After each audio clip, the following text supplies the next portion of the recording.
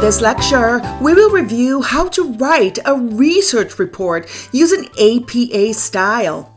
We will also review general APA guidelines, the basic rules for in-text citations and referencing, and touch on the issue of plagiarism. Well, according to Bordens and Abbott, scientific journals require a specific writing style for manuscripts submitted for publication. This writing style specifies the rules that must be followed when preparing your manuscript. In psychology, most journals follow the style established by the American Psychological Association, also known as the APA, in the publication manual of the American Psychological Association 7th edition. We refer to this manual as the APA manual. Now, before we begin, realize that each discipline has its own style, structure, and format when it comes to academic writing. There are three main schools of style used to properly format an academic paper, referred to as APA or MLA or CMS. Different academic disciplines often utilize distinct writing formats and style guides, such as APA is for the social sciences, and that's what we use in psychology. MLA is for humanities, and the Chicago Caribbean for a broader range of disciplines. So there are basically two types of APA papers: the literature review and the experimental report. And this is something that you should be aware of before you start writing your research report. Well, what style are you going to write it in? Is it the literature review or is it the experimental report? So let's start off with, what is APA style? Well, APA style is the most common writing style used in college and in career. Its purpose is to promote excellence in communication by helping writers create clear, precise, and inclusive sentences with a straightforward, scholarly tone. And that's what we're looking for in our writings, okay? We want it to look or sound scholarly. APA style addresses areas of writing such as how to format a paper so it looks professional, how to credit other people's words and ideas via citations and references to avoid plagiarism, and how to describe other people with dignity and respect using inclusive, bias-free language. Now, APA style is primarily used in the behavioral sciences, which are subjects related to people such as psychology, education, and nursing. It is also used by students in business, engineering, communications, and other classes.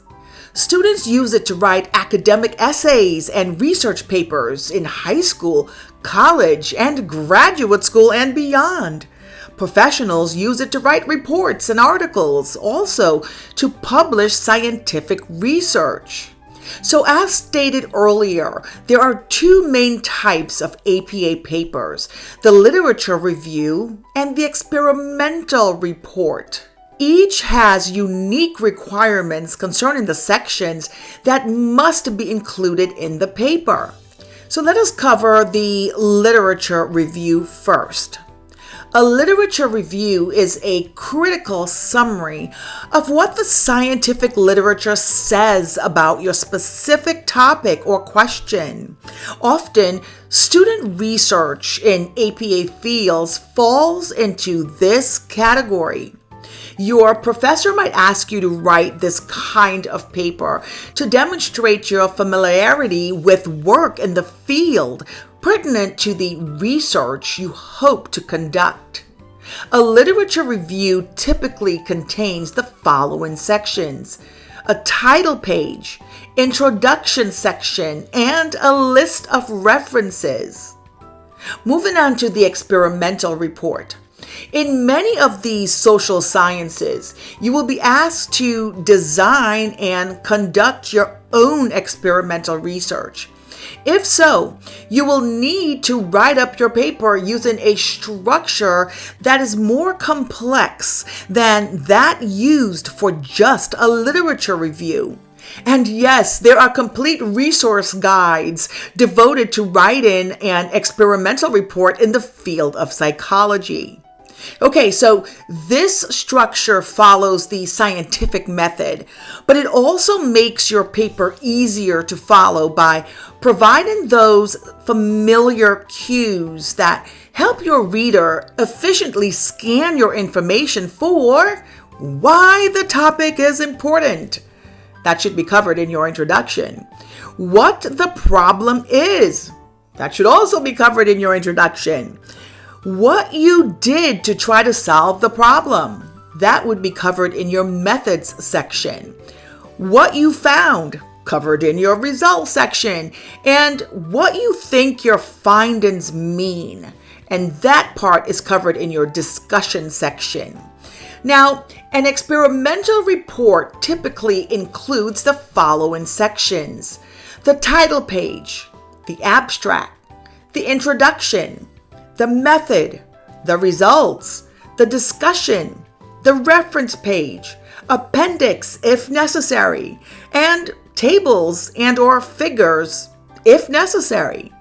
Now, make sure to check the guidelines for your assignment or any guidelines that have been given to you by an editor of a journal before you submit a manuscript containing the sections I just listed above. As with the literature review, the length of this report may vary by course or by the journal, but most often it will be determined by the scope of the research conducted. Now, the rest of this learning video lecture is filled with great content in regards to general APA guidelines. The source of this content is Purdue University. Purdue University has so much great informational content, and I found this one under the Purdue Online Writing Lab, College of Liberal Arts. You may also visit apastyle.apa.org for more information on using APA format. Now enjoy the information all about how to write a research report using APA style.